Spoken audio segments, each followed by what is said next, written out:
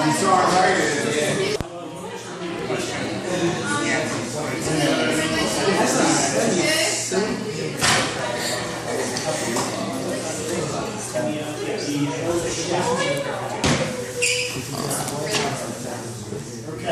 so the first thing we're going to talk about is LTP presentation. So that applies to a good number of you in here. With basically the schedule for those presentations, we'll start them after Keystones. So what I'm going to do today is just put a little chart on the chalkboard with a list of dates. It'll be like the 19th, 20th. That'll be next week, or week after next, after Keystones, and then it'll be that whole week afterwards. Depending on how many people. I have to look through how many people we got. So, that'll bring us up to final exams.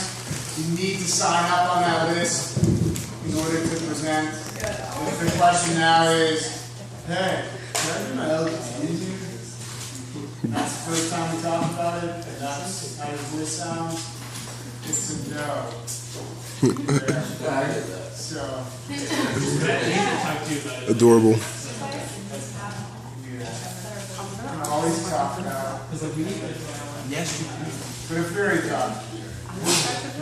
So that'll happen basically the 7 class periods after final exams. It'll be, or after Keystone exams, it'll be 2 people per class period. It's kind of amazing. So if that applies to you, just look for that. Make sure you sign up on it.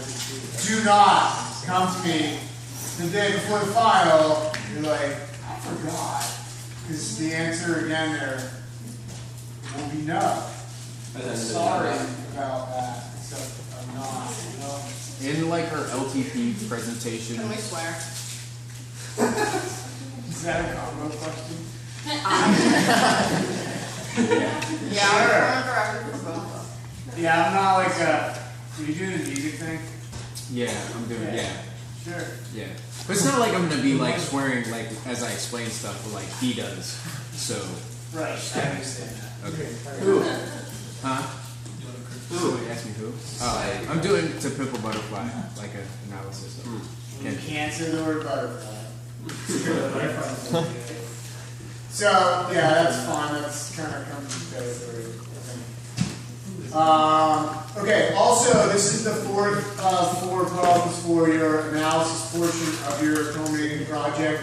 If you're missing any of the 4 poems, see me here today. I'll make sure you get a copy of them. How you choose to include these is up to you. Again, you can include them just strictly as you work on them in class, or you can work to implement them maybe a little more strategically with your own poems. If you missed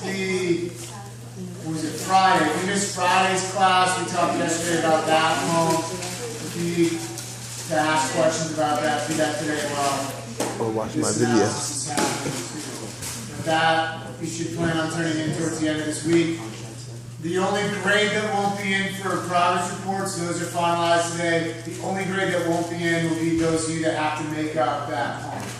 So I'll just leave it blank. I'm not going to put a 0 in, but make sure that you make that poem up by the end of this week. I'll post the grades tomorrow for progress reports. It's like basically a completion grade. So I'm going to give you a grade for completing it, and then I'll give you feedback on it. But I'm not going, wow, you missed that one. It's poetry. I frankly don't know how to do poetry. I don't know if anything does. Like if you give stipulations like this has to happen or that, then you can grade it, but like, why would we ask if I wanted to teach grading for everything? For the scrapbook, we need like the analysis and then like our own poems. What's the estimate? So you're going to then connect the thematic elements of your poems, the poems you analyze, to all the way. And we'll talk about that like Tuesday probably, specifically. And so then for us,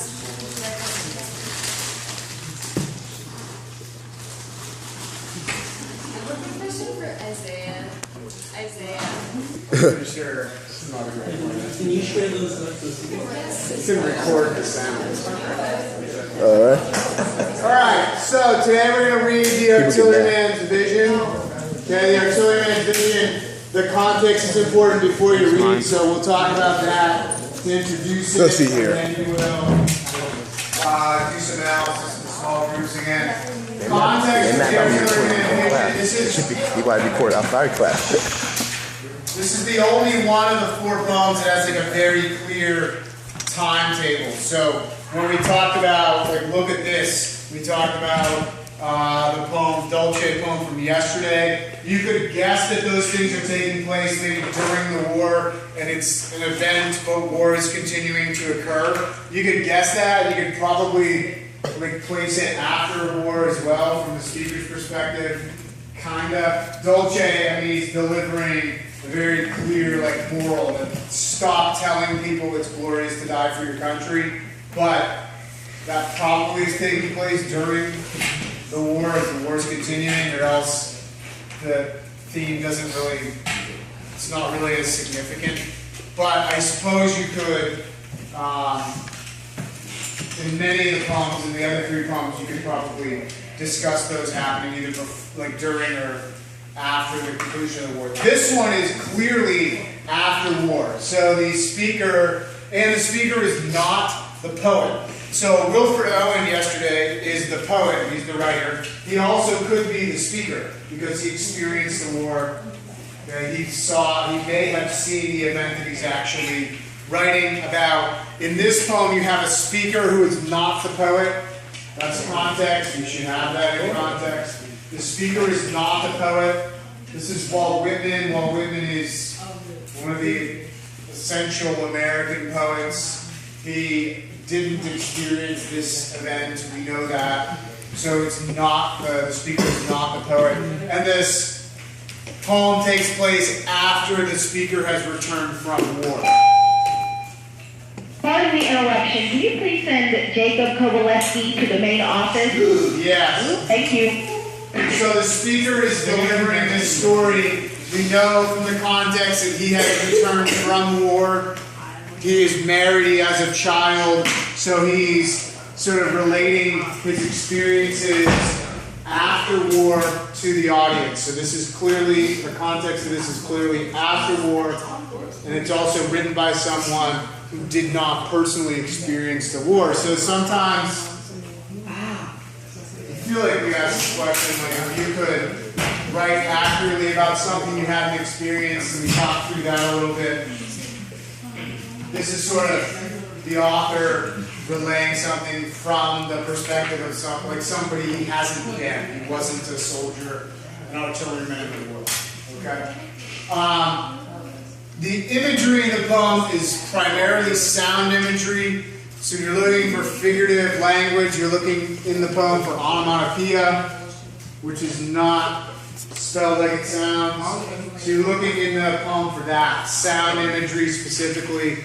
And also some real clear comparisons. So he's talking about what he hears after war and what also sort of like permeates his soul as he's experienced the traumas of war. That's where we are for the context and the figurative language that you'll be looking for. Okay? Thematically, as you read, you will have to sort of infer the theme. This isn't a theme that's delivered like yesterday, which is, hey, stop lying to people. This is not one that has a direct message to an audience. So you have to read it critically and then draw your own theme out of it. And I think you'll find that there's some power in it. It does deal with the issues of stress after war, whether that's diagnosed condition or whether it's just a reality for anyone who's experienced war. Okay?